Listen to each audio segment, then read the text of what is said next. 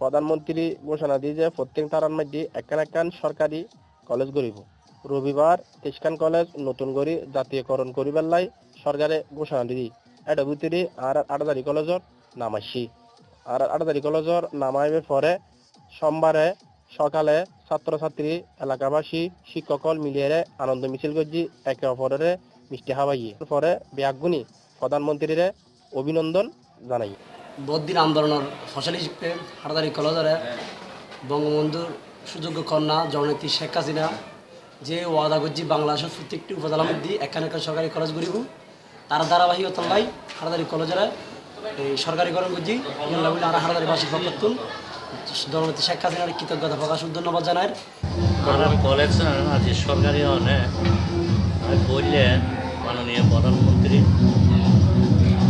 যে কমিটমেন্ট নির্বাচিত হয়ে যে দেশের উন্নয়নের যে উপজেলা হেডকোয়ার্টার হিসেবে ভারত কলেজের আজ সরকারি করছি ইয়ান আল্লাহ প্রথমে প্রধানমন্ত্রীর ধন্যবাদ।